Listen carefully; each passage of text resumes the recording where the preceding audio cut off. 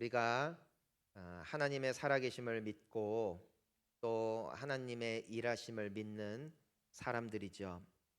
우리가 사실 쉽지 않은 인생길을 걸어가고 있습니다. 우리 국가 내외적으로도 너무나 많은 일들이 있고 또 전 세계가 물가 폭등과 더불어 여러 경제적인 어려움 때문에 바람 잘 날이 없는 시대를 우리는 걸어가고 있습니다. 혹자들은 말합니다. 너희들은 그렇게 기도하는데 하나님은 무엇을 하시는가? 과연 그런 것 같습니다. 코로나 때도 우리는 그 코로나가 그치기를 위해서 기도했을 것이고 속히 예배가 재개되기를 기도했지만 3년 동안 우리는 그 혹독한 시기를 견뎌내야만 했습니다. 우리는 자녀들을 위해서 기도하지요. 또 사업이 잘 되기 위해서 또 여러 관계에 얽힌 것들이 풀어지기를 소원하는 마음이 그리고 기도하는 자가 많이 있을 것입니다. 많은 어찌 보면 내 소원대로 내 마음대로 되지 않을 때가 내 뜻대로 될 때보다 훨씬 많더라는 것이에요. 그래서 사람이 젊을 때는 나의 계획 또 나의 힘으로 나의 인생을 개척해 보려는 몸부림을 칩니다. 근데 인생이 좀 지나면서 우리가 성숙할수록 그리고 삶의 경험이 쌓일수록 깨닫게 되는 것은 뭐냐면은 나의 삶의 주인은 내가 아니더라는 것입니다. 왜냐하면 내 마음대로 안 되거든요. 성경은 우리에게 분명하게 고백하세요. 역사의 주인은 하나님이십니다. 그리고 인생의 주인도 하나님이시라는 것이에요. 우리가 역사를 보면은 인간의 선택과 또 인간의 갈등 혹은 관계 또 그들의 협력으로 그런 모든 역사들이 쓰여져 가는 것처럼 우리는 배워왔고 따라서 그런 훌륭한 사람들이 되기 위하여 오늘날에도 고군분투 노력을 합니다. 하지만 하나님의 말씀을 통하여 우리가 분명하게 볼 수 있는 것은 하나님의 뜻이 하늘에서 이루어진 것처럼 땅에서도 이루어진다라는 것이죠. 결국 하나님이 원하시면 되기도 하고 하나님이 막으시면 막히기도 하더라는 것입니다. 우리가 성경을 보면은 하나님의 이야기일 뿐만이 아니라 명확한 역사의 흐름을 우리에게 보여주고 있단 말이죠. 근데 그 주권이 사람에게 있지 아니하고 하나님께 있어요. 내가 기도한다 하여 하나님의 보좌를 흔드는 것이 아니죠. 하나님의 보좌는 영원합니다. 그분의 주권을 흔들 자가 없습니다. 그리고 이 땅을 향한 하나님의 뜻은 반드시 이루어집니다. 내가 믿든 믿지 않든 내가 그것을 받아들이든 받아들이지 않든 하나님은 그분의 말씀대로 일하세요. 그래서 사람이 처음으로 죄를 지었을 때 하나님께서는 그 죄악으로 물들어버린 인생들에게 분명한 약속을 하나 주십니다. 그게 뭐냐면 내가 구원자를 보낼 것이다. 물론 수천 년의 역사가 흐르는 동안에 하나님은 어느샌가 이스라엘 백성들에 대하여 까맣게 잊어버린 것 같은 시대를 살아갈 때도 있었어요. 사람들은 하나님을 찾지 않았어요. 물론 몇몇 하나님의 약속을 기다리는 이들이 있었지만 대부분의 사람들은 그 약속을 잊어버리고 살았습니다. 하지만 하나님께서는 약속하신 그대로 우리에게 구원자를 보내주시죠. 그분이 바로 예수 그리스도이십니다. 예수님은 우리에게 한 가지 약속을 또 주셨어요. 그것은 무엇이냐면은 그분은 곧 오신다는 것이죠. 그날은 구원자로 오시는 것이 아니라 심판주로 오신다는 것이고 그날을 예비하라 말씀하셨습니다. 노아가 하나님으로부터 심판의 그 메시지를 들었을 때 홍수로 인하여 이 땅이 망한다는 소식을 들었을 때 모세와 그의 가족들을 제외한 모든 사람들이 믿지 않았습니다. 왜 그렇습니까? 당시로서는 비가 내리지도 않았고 땅에서 이슬이 적시던 시대였기 때문입니다. 어느 누구도 홍수라는 것을 비라는 것을 경험해 보지 못했어요. 그래서 노아의 그 방주가 지어지는 과정 가운데 노아와 그의 가족들만 동참을 했고 그리고 결국 하나님의 약속하신 심판의 날이 왔을 때 노아를 제외한 어느 누구도 방주에 올라타고 있지 않음을 우리는 볼 수 있게 되어집니다. 재미있는 사실은 홍수가 오던 날 햇빛은 여전히 아름답게 비치고 있었고 사람들은 일을 하고 있었고 또 시집 장가를 가고 있었고 함께 만나 유흥을 즐기고 있던 여느 때와 다를 바도 없는 날들을 그들은 살고 있었다라는 것이죠. 하지만 그분의 날이 그분의 말씀대로 임했을 때 그분을 믿고 그분을 의지하고 그분을 기다리며 그분이 약속하신 그 안에 거했던 자들은 구원을 얻게 되었다라는 것이죠. 사랑하는 성도님 여러분, 우리가 눈에 보이는 증거들이 분명하다 하여 주님이 오실 때가 가까이 왔음을 의미하는 것은 아닐 것입니다. 주님은 말씀하신 것처럼 도적처럼 오십니다. 어느 날 호련히 아무런 증거도 아무런 어, 전조 증상도 나타나지 않는 때에 그분은 호련히 오실 것이에요. 그날을 예비하고 그날을 준비하는 우리가 돼야 될 줄 믿습니다. 그런 우리가 돼야 돼요. 역사는 하나님의 손에 있어요. 하나님이 창조하셨고 하나님의 때에 최후 심판이 올 거예요. 여러분, 이와 같이 우리의 인생의 주권은 나에게 있는 것이 아니라 하나님께 있다라는 것이죠. 여러분, 성경은 우리에게 무엇이라고 고백하고 있냐면은 구원은 하나님께 속했대요.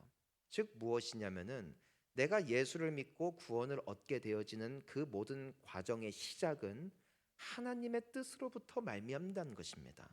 나의 원함과 나의 착함과 나의 의지로 시작되어지는 것이 아니라 하나님의 뜻으로서부터 시작이 된대요. 그래서 영접하는 자, 곧 그의 이름을 믿는 자들에게는 하나님의 자녀가 되는 권세를 주셨는데 이는 혈통으로나 육정으로나 사람의 뜻으로 나지 아니하고 오직 아버지의 뜻으로 말미암은 자들이다 고백하고 계시는 것이죠.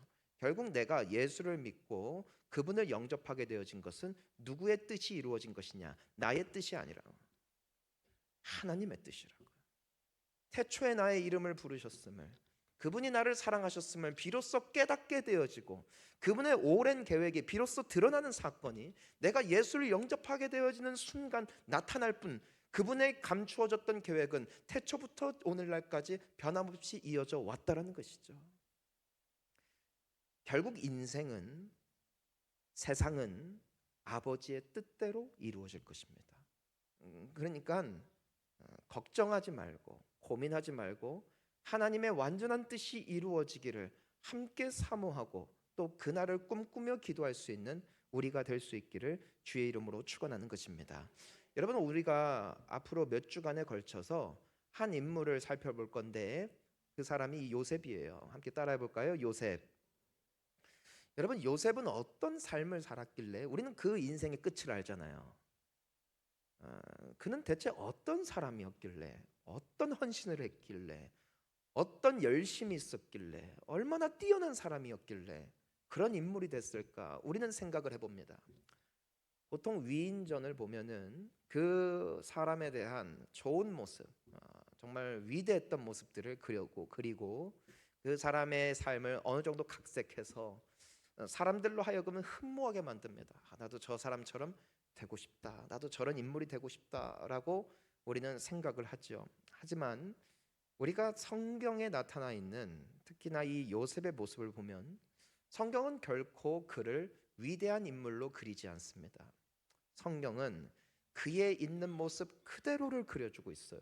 그가 잘한 것은 그대로 기록하고 그의 흠과 허물 또한 그대로 기록하심으로써 그의 위대함, 그의 뛰어남을 드러내지 않으신다는 것이죠. 여러분, 요셉도 그렇고요, 다윗도 그렇고요, 인간은 인간이에요. 우리가 완전하지 않듯이 하나님께서 귀하게 쓰셨던 사람들 중에 완전한 사람은 한 사람도 없어요. 아니, 오히려 우리가 보았을 때 어떻게 이런 사람이 쓰임을 받았지 싶을 만큼 정말 아이러니한 인물 중에 한 사람이 바로 이 요셉이더란 것입니다. 여러분, 사람은 자신의 운명을 바꾸지 못해요. 사람은 결국 생긴 대로 살다 가는 것이 운명인 것 같아요. 하지만 그 인생은 결국 하나님께서 어떻게 다루시고 어떻게 쓰시느냐에 따라 그 인생의 향방이 갈라지더라는 것이죠. 아무리 내가 평범한 인물이다 할지라도 하나님께서 끌어가시면, 위대하신 하나님의 손에 붙잡힌 바 되어지면은 그 인생은 위대한 인생이 됩니다. 하나님께서 함께 하시면은 나의 위대함이 아니라 하나님의 위대하심이 나의 삶 가운데 나타나는 것, 이것이 바로 성경에서 나타나 있는 하나님이 쓰신 사람들의 모습이었고, 그것이 바로 요셉의 인생이었다라는 것이죠. 우리는 비록 부족하고 흠이 많다 할지라도 그 위대하신 하나님은 오늘도 살아계시다는 것이고, 그분이 우리와 함께 하시면 우리의 인생도 비록 흠이 많고 부족하다 할지라도 결국 요셉과 같이 하나님의 뜻을 높이고 하나님의 영광을 높여드리는 아름다운 인생이 되어질 줄 믿습니다. 자, 그래서 오늘 우리는 요셉이 도대체 어떤 사람이었을까? 그의 어렸던 시절을 함께 봅니다. 보통 사람들이 그 떡잎만 보면 안다고 하죠. 떡잎만 보면. 근데 요셉의 떡잎은 어땠을까요? 누랬습니다. 그의 떡잎은 누랬어요. 자, 그는 위대한 사람이 아니에요. 절대로 특별한 사람도 아니에요. 자, 우리 2절 말씀을 함께 읽어보도록 하겠습니다. 시작. 야곱의 족보는 이러하니라. 요셉이 17세의 소년으로서 그의 형들과 함께 양을 칠 때에 그의 아버지의 아내들 빌하와 실바의 아들들과 더불어 함께 있었더니 그가 그들의 잘못을 아버지에게 말하더라. 아멘. 한 사람이 성장하고 한 사람의 인격이 형성되어지는 데 있어서는 결코 개인의 성향만으로 이루어지지 않죠.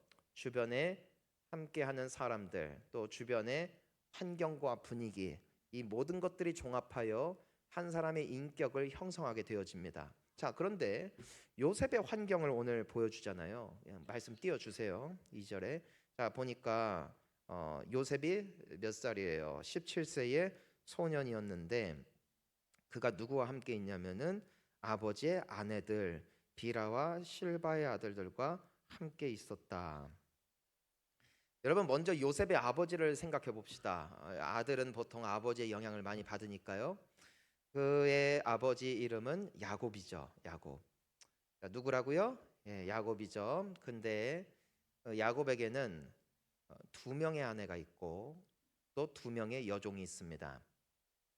그 아내들의 이름이 누굽니까? 레아와 라헬이죠. 그리고 레아의 여종이 있었고요. 라헬의 여종이 있어요. 놀랍게도 야곱은 이 네 여인들을 통하여 자식들을 낳습니다.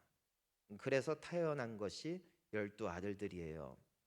여러분, 아내들은 이해를 해봅시다. 적어도 야곱은 속은 거니까. 라헬을 사랑해서 라헬을 위해서 열심히 일을 했는데 삼촌이 속이죠. 그래서 누구를 대신 신부로 줍니까? 그 라헬의 언니였던 레아를 신부로 줍니다. 그리고 대신에 몇 년 더 일한다는 조건으로 라헬도 신부로 맞아들이게 되어지죠. 그러니까 뭐 그렇게 해서 두 명의 그 자매가 아내가 된 것입니다. 근데 이 자매들끼리 경쟁이 붙었어요. 경쟁. 당시에는 자식 많이 낳는 게 무조건 대빵이거든요.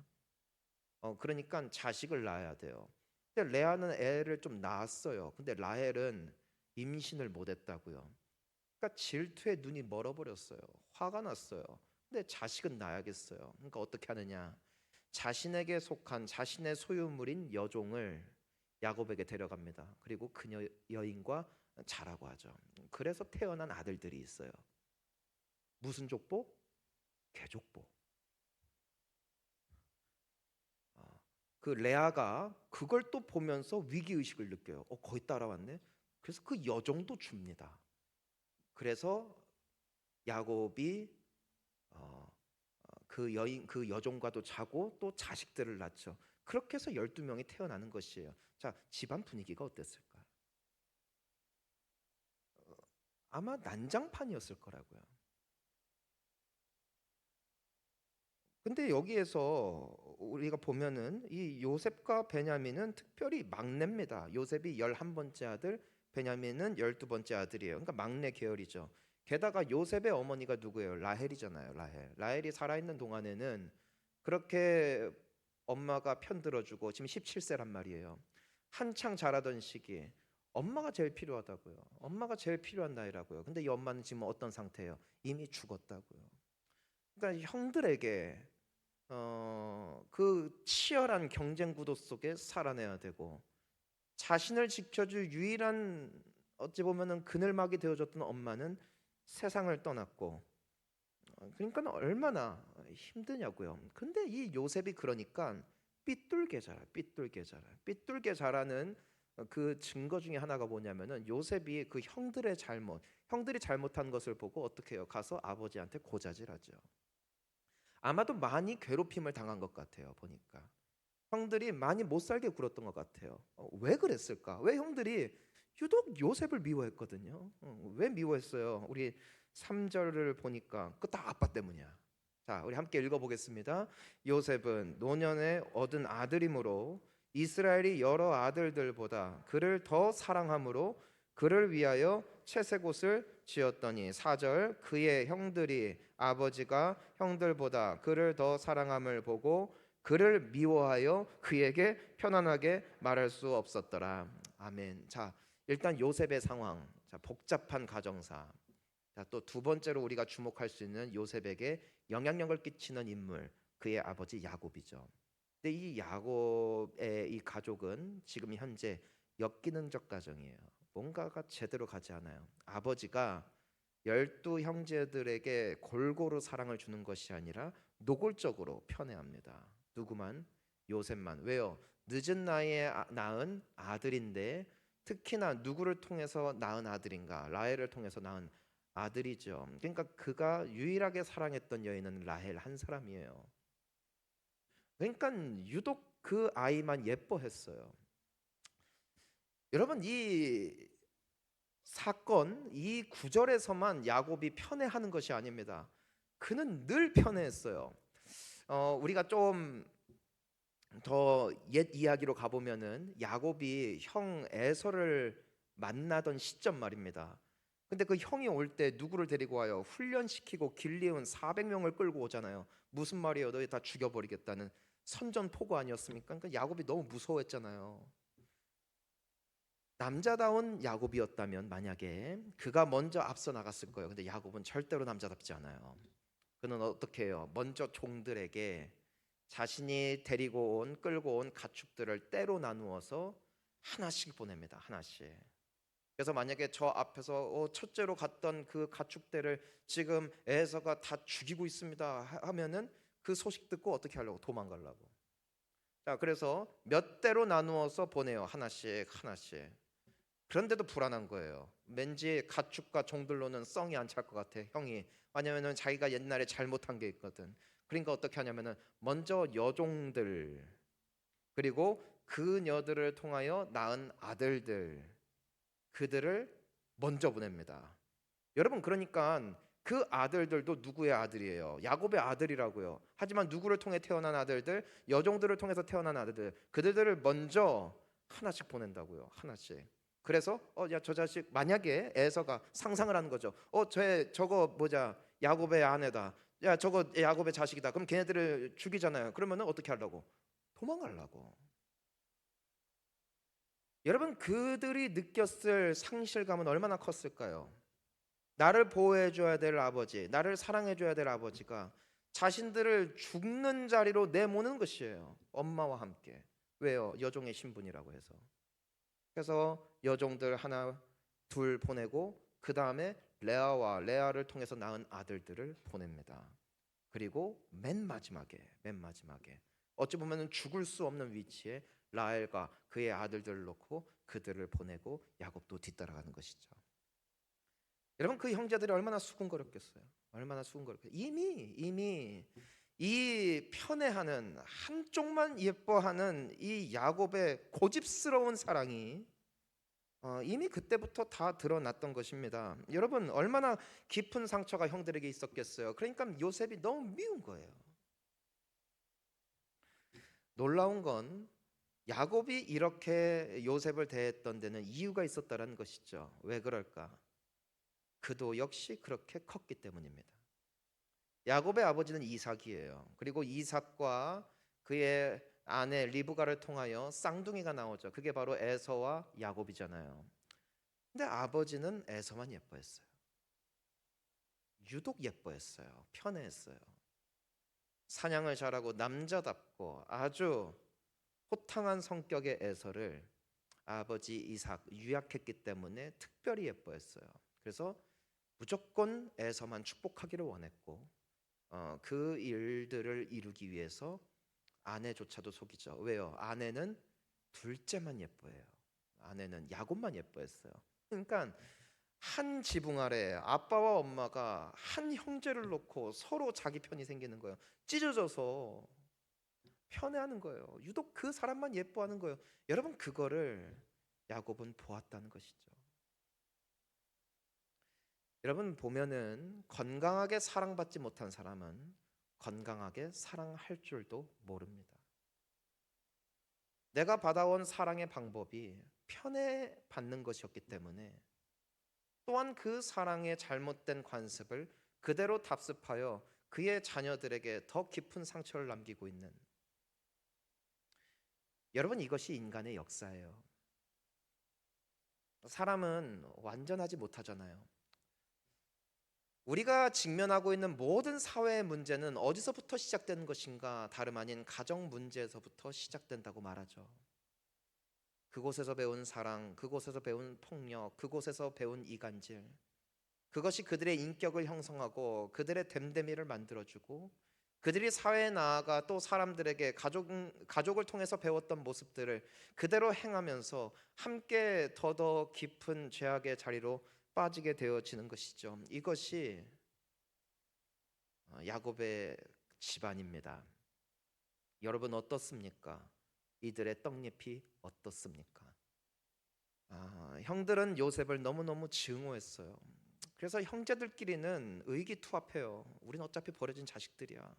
우리끼리라도 똘똘 뭉쳐야 돼. 그런데 요셉만 나타나면은 싸늘해지는 것이죠. 자기들끼리는 밥도 먹으러 가고 놀러도 가고 운동도 하는데 요셉만 오면 철저하게 배격하는 것이에요. 그러니까 요셉이 지금 몇 살이라고? 17살이라고요. 어려서부터 이런 취급을 받았다고요. 그의 인격이 어떻겠습니까? 그의 마음은 어떻겠습니까? 그는 위대한 인물이 되기에는 너무나 턱없이 부족한 가정에서 태어나 자랐고 또한 어머니 없이 자라는 과정 가운데 그의 인격은 점점 삐뚤어지기 시작하면서 점점 형제들과의 골이 깊어지던 상황, 그것이 바로 요셉의 17세입니다. 요셉도 자기밖에 몰라요. 보면 형들이 잘못한 거 고자질하고 또 보면은 나중에 꿈꾼 것도 정서적 교감이 안 되니까 그냥 눈치 없이 다 말한다고요. 근데 우리가 오늘 말씀을 보면서 의아한 게 있단 말입니다. 의아한 게. 요셉은 고쳐 쓰기도 힘듭니다. 17세 정도 되면은 이미 인격이 형성돼 있고 사람은 고쳐 쓰는 게 아니라고 하잖아요. 요셉은 어찌 보면은 사람이 고칠 수 있는 존재가 아니에요. 이것이 바로 야곱의 작품이죠. 인간의 작품. 근데 놀랍게도 하나님께서는 요셉을 통하여 이루고자 하시는 꿈이 있었다는 것이죠. 그게 바로 5절 말씀이에요. 자, 우리 함께 읽어볼까요? 시작. 요셉이 꿈을 꾸고 자기 형들에게 말하매 그들이 그를 더욱 미워하였더라. 자, 요셉이 눈치가 없어요. 형들이 자기 싫어하는데 꿈 얘기를 해요. 그 꿈 내용이 무엇인가? 그 꿈 내용이 무엇인가? 우리가 알다시피 요셉의 볕단이 있고 형제들의 그 볕단이 있는데 자신의 볕단을 향하여 절하더이다. 그 첫 번째 꿈이었어요. 그리고 두 번째 꿈이 뭐예요? 해와 달과 11개의 별들이 자기에게 절하더이다. 그러니까 형들이 또 분노했어요. 여기서 우리가 주목해야 되는 것은 무엇이냐면은 이 꿈의 내용은 자명했다라는 것입니다. 그게 무슨 뜻이었을까요? 요셉이 지도자가 될 것이다. 하지만 이것은 요셉의 꿈이 아니었다는 거예요. 그러니까 요셉이 내가 훗날 이런 위대한 사람이 돼야지 꿈꾼 것을 꿈꾼 게 아니라, 여러분 꿈은 뭐예요? 꿈은 꾸어지는 거예요. 내가 잠을 자다가 그냥 요셉이 그날도 하루 힘든 일과를 마치고 자다가 꿈이 꾸어진 거라고. 그러니까 하나님의 꿈이 그에게 드러났던 사건이 바로 오늘 꿈꾸는 사건, 즉 요셉의 열망, 요셉의 소원, 요셉의 오랜 꿈과 비전이 이루어지는 인생을 살았던 것이 아니라 하나님의 꿈이 이끌어갔던 인생, 그것이 바로 요셉의 삶이었다는 것이죠. 여러분, 우리는 보통 꿈을 꾸죠. 우리는 비전을 갖습니다. 너 커서 뭐 하고 싶어? 사람들이 심심찮게 묻습니다. 마치 내가 내 인생의 운전대를 잡고 내 삶의 주권과 선택권이 나에게 있는 마냥 날뛸 때가 있어요. 날뛸 때가 있어요. 하지만 인생은 하나님의 꿈이 끌어가는 거예요. 요셉의 삶을 보면은 그는 그의 계획대로 된 것이 하나도 없어요. 하나도 없다고요. 우리가 이제는 몇 주간에 걸쳐서 그의 삶을 보노라면은 그의 뜻, 그의 꿈대로 된 것은 하나도 없어요. 하나도. 팔릴 줄 알았냐고요? 노예가 될 줄 알았냐고요? 계획에나 있었겠어요? 감옥에 갇힐 계획이 있었겠어요? 형들한테 그렇게 미움을 받을 계획이 있었겠어요? 하나도 없었어요. 요셉의 마음대로, 요셉의 생각대로 된 것이 하나도 없었어요. 하지만 그의 인생을 조망해 보노라면은 그의 인생을 우리가 정리해 보면은 하나님이 하나님의 뜻을 요셉을 통하여 이루시기 위하여 그를 그분의 프로그램에 집어넣으셨다는 것이죠. 그리고 그를 단련하기 시작하셨고 조련하기 시작하셨고 연단하기 시작하셔서 요셉은 나중에 보면 하나님의 작품이 된다고요. 그러니까 사람의 작품은 지금 현재 17세의 요셉의 모습, 깨어진 가정의 모습, 이것은 인간의 작품이에요. 야곱이 만들어낸 결과물이에요. 여러분 때문에 인간의 역사는 흠이 많고 아픔이 많아요. 왜? 사람이 만든 것은 최선의 모습이 끽해야 이 정도니까. 하지만 하나님께서는 요셉의 됨됨이를 보지 않으세요. 하나님은 준비된 자를 쓰는 분이 아니세요. 하나님은 그분이 쓰고자 하는 자들을 준비시키세요. 하나님은 뛰어난 사람을 통하여 영광받지 않아요. 부족하고 흠이 많은 사람이다 할지라도 하나님이 쓰고자 하시면 그를 위대한 인물로 키워내십니다. 그게 하나님의 작품이에요. 자, 야곱의 작품 17세의 요셉, 하나님의 작품 30살의 요셉.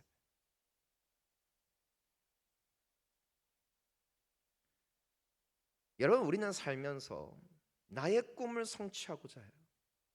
나의 계획을 이루고자 합니다. 근데 우리가 정직하게 우리의 인생길을 돌아보면은 내가 한 게 뭐가 있냐?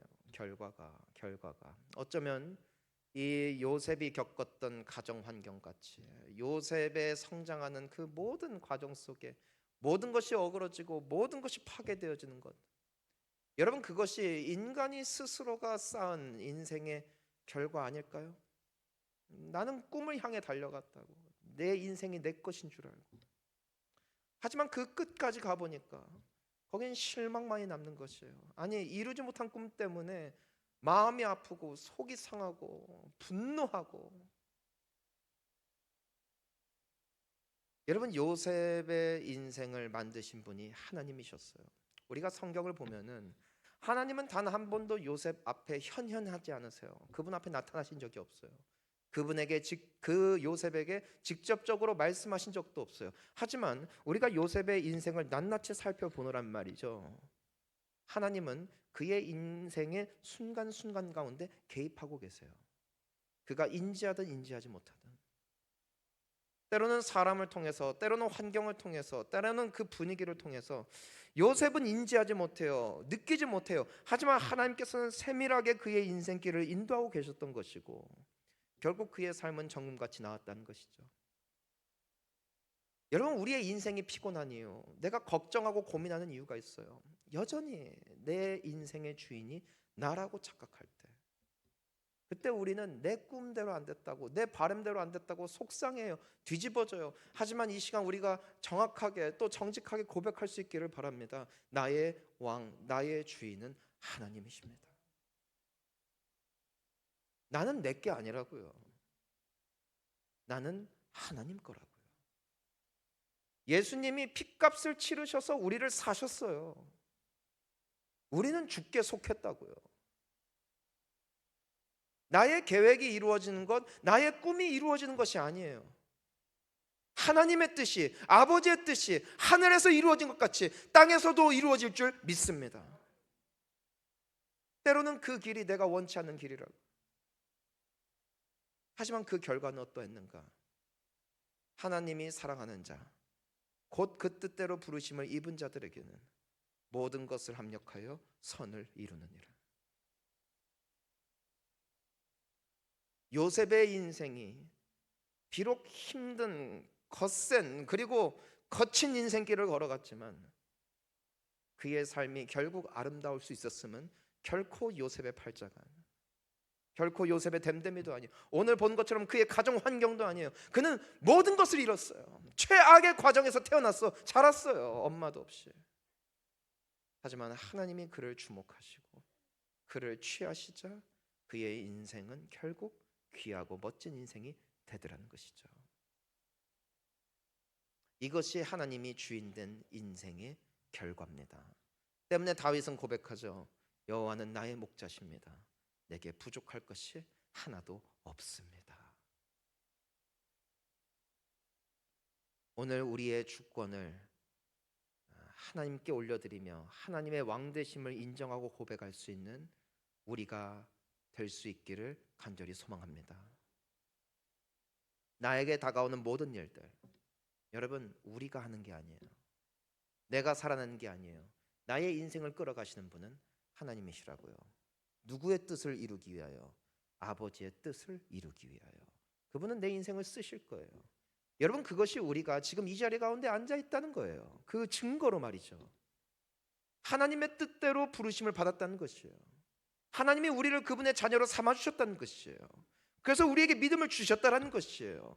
자녀로 삼으셨다는 것은 우리를 통하여 하실 일이 있으시다는 것이고, 하나님의 그 계획은 오늘날도 신실하게, 내가 인식하든 인식하지 않든, 내가 믿든 믿지 않든 간에 그분의 뜻은 오늘날도 이루어지고 있음을 믿는 것이죠.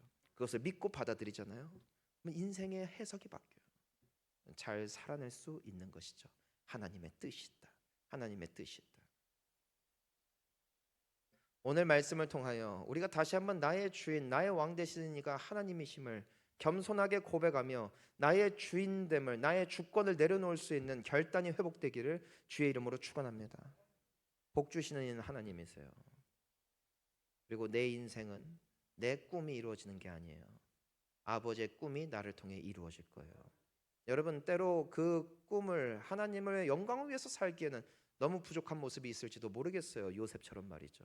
하지만 하나님이 그분의 방법대로 빚으실 거예요. 그게 우리의 만남이에요. 그것이 우리의 환경이에요. 그것이 우리의 직장이에요. 그것이 우리의 가정이에요. 각자의 모습 속에 하나님의 만지심이 있어요. 하나님의 간섭하심이 있어요. 하나님은 한 번도 요셉을 떠나신 적이 없는 것처럼 하나님은 한 번도 우리를 떠난 적이 없으세요. 그분의 뜻은 반드시 우리를 통하여 이루어질 줄 믿습니다. 주님께 소망을 두고 나의 삶을 내 육신의 눈으로만 바라보면서 실망하는 인생이 아니라 하나님이 결국 모든 것을 아름답게 하실 그 날을 믿음의 눈으로 바라보며 믿음으로 끝까지 이 신앙의 길을 걸어갈 수 있는 우리 귀한 성도님들 되시기를 예수님의 이름으로 축원합니다. 우리 함께 기도하시겠습니다.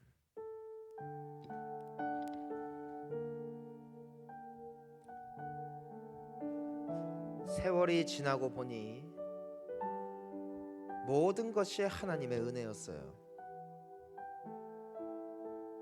요셉은 댐댐이가 남달라서 위대한 인물이 된 게 아니에요. 하나님이 많은 사람들을 살리시기 위해 요셉을 택하셨다는 것이고, 하나님이 사용하기로 작정하시니까 이토록 자격 없고 이토록 쓸모없어 보이는 한 인생을 그분께서 직접 관리하시고 직접 책임지심으로써 야곱의 최선의 노력의 결과는 오늘 본문에 나온 환경이었지만 하나님이 만드신 요셉의 결과는 참 아름다웠듯이 내가 내 힘으로 부셔버린 수많은 것들 하나님의 손에 붙잡힌 바 되어질 때 하나님이 모든 것을 아름답게 회복시키실 줄 믿습니다.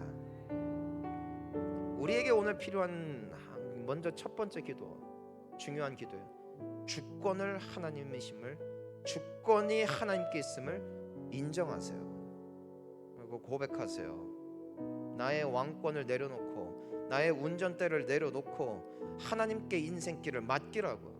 걱정하지 마세요. 걱정하지 마세요. 하나님이 알아서 하세요. 알아서 하세요. 그럼 감사밖에 남지 않아요. 소망만이 남을 뿐이죠. 여러분, 이 시간 우리 함께 이 말씀을 기억하며 우리의 마음을 주님 앞에 고백하며 올려드리며 기도하며 나아가겠습니다. 주여, 하나님 아버지 고맙습니다. 우리 주님 앞에 기도합니다. 하나님, 나의 주권을 주님 손에 올려드립니다. 나의 생각대로, 나의 뜻대로, 나의 힘대로 되어진 것은 사실 하나도 없었습니다. 시간이 지나 돌아보니 모든 게 주님의 뜻이었음을 고백합니다. 하나님, 나의 등 뒤에서 나를 도우시는 분이십니다. 하나님, 때로는 두려운 인생길 같습니다. 왜냐하면 내가 책임지고 내가 다스리는 인생이니. 하지만 하나님, 나의 주권이 주께 속했습니다. 나의 운전대를 주님 앞에 올려드립니다. 하나님, 나는 주님 아니면 안 되는 인생입니다. 주님이 나를 도와주셔야 됩니다. 주님, 우리를 불쌍히 여겨주시기를 원합니다. 주님이 사용해 주시면 나는 됩니다.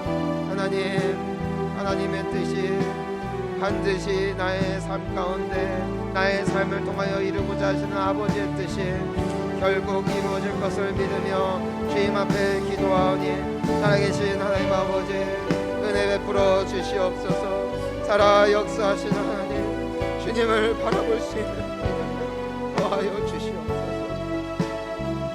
여호와는 나의 목자이심을 고백하게 하여 주옵소서. 하나님의 살아계심을 인정하게 하여 주시옵소서. 하나님, 내가 주님의 완전하신 뜻 안에 있음을 기억합니다.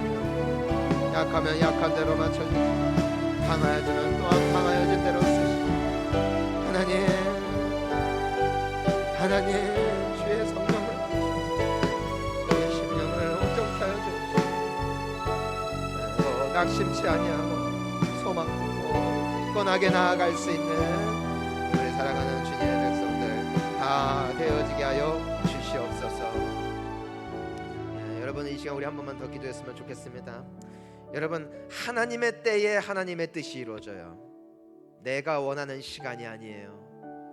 우리는 빨리 성공을 보고 싶죠. 빨리 하나님의 뜻을 보고 싶죠. 하지만 하나님은 그렇게 일하지 않으세요. 하나님의 완전하신 타이밍이 있어요. 왜냐하면 하나님은 나 개개인뿐만이 아니라 온 세계를 통치하고 다스리시거든요. 맞게 일하신다고요. 맞게. 여러분, 때로는 기도의 응답이 더딘 것 같아요. 때로는 내가 살아 생전에 과연 하나님의 복을 누릴 수나 있을까 싶은 아이러니함이 우리에게 찾아올 때도 있어요. 하지만 요셉을 통하여 발견할 수 있는 하나님의 하나님 되심은 무엇인지를 아십니까? 하나님의 완전한 시간이 있다는 것이고, 그때의 모든 것이 아름다워진다는 것입니다. 그때까지는 어떤 증거도 보이지 않아요. 그러니까 기도가 힘든 거예요. 그러니까 믿음이 힘든 거예요. 하지만 오직 의인은 믿음으로 말미암아 사는 줄 믿습니다. 여러분, 그래도 믿으세요. 하나님이 하실 일이 곧 다가올 거예요.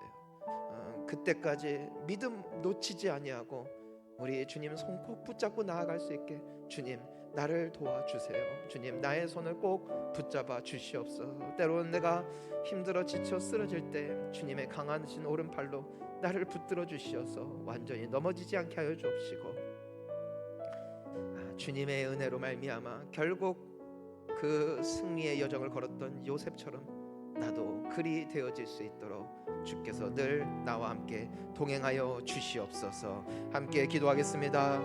주여, 하나님,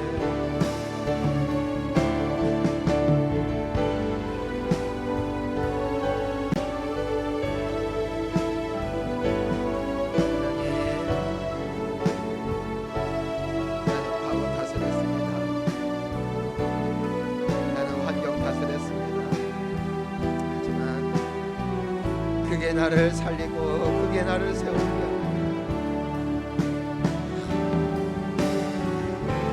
하나님 이렇게 잡아주라.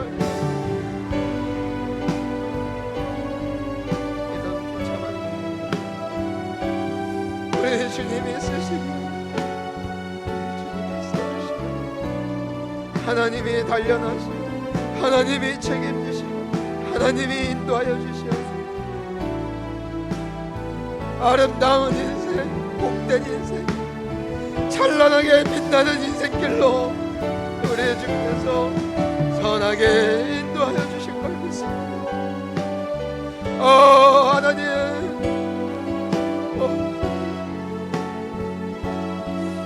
나의 삶을 주께 올려드립니다. 주님의 시간에 모든 것이 아름다워질 것을 믿습니다.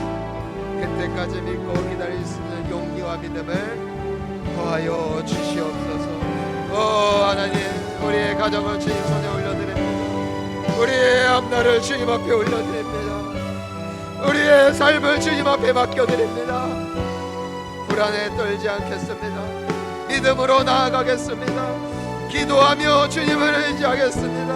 아버지여, 우리를 불쌍히 여겨주시사 여기까지 인도하여 주신 주님, 주 안에서 서게 하옵소서. 주 안에서 승리하게 하여 주옵소서. 나는 미흡하다, 나는 약하다. 하나님밖에 없습니다. 하나님밖에 없사오니 주님, 나를 버리지 마옵소서. 주님, 나를 거두어 주옵소서. 주님 앞에 나아갑니다. 주여, 우리를 도와주시옵소서. 살아계신 하나님 아버지, 오늘의 요셉의 하나님이 오늘 우리의 예배를 받으셨고 우리의 기도를 들으신 동일하신 하나님이심을 믿습니다. 개차반 인생이어도 흠이 많아도 상처가 많아도 많은 사람들에게 아픔을 주고 고통을 주는 인생이었다 할지라도 하나님이 붙들어 주시는 인생이 되어질 때 하나님은 그 인생을 연단하시고 그 인생을 단련하셔서 결국 순금과 같이 아름다운 인생, 많은 사람들을 살리고 하나님의 영광을 높이는 인생으로 주께서 반드시 사용하여 주실 줄 믿습니다. 하나님, 야곱의 최선이 17세의 요셉이었던 것처럼 우리의 최선은 결국 후회밖에 남지 않는 인생길. 하지만 주님이 요셉의 인생을 붙드셨을 때 그의 운명이 바뀌었듯이 주님이 우리를 다스리시는 나의 주 나의 하나님이 되어주실 때 우리의 삶은 결국 아름답게 열매 맺을 줄 믿습니다.